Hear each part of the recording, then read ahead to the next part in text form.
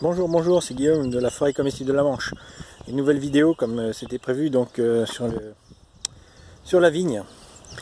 Donc la vigne, je vais la planter pour l'instant comme les arbres sont trop petits tout seul. On va faire une ligne ou deux de vigne. Petite particularité de la vigne, c'est, je sais pas si vous allez voir, mais en fait tous les fruitiers sont plantés toutes les lignes sont entre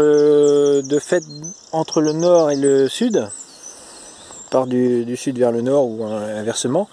Et là par contre je vais faire l'inverse, je vais les mettre dans l'autre sens. Alors pour une raison toute simple, c'est que les vents dominants sont plutôt d'est ou de l'ouest chez nous.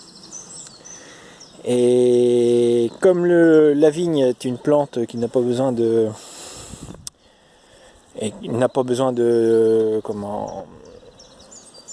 d'abeilles pour être pollinisée, le fait de les mettre dans ce sens-là permet d'avoir plus de vent. Comme on aura une rangée tout le long de raisins, de vignes, ça sera pollinisé systématiquement tout seul. Donc l'avantage est déjà pour ça.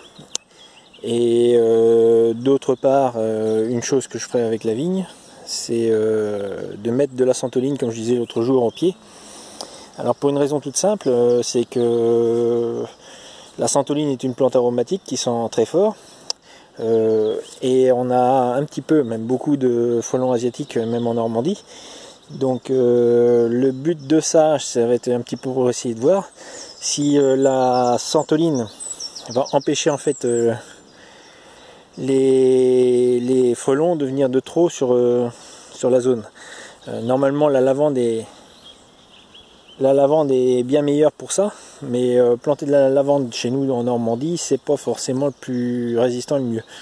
La santoline en plus permet, une fois qu'elle est implantée, que ce soit l'argentée ou la feuillage verte, elle permet par la décomposition de ses feuilles, enfin de ces petites feuilles qui tombent au sol, qu'il y ait très peu de plantes qui poussent autrement.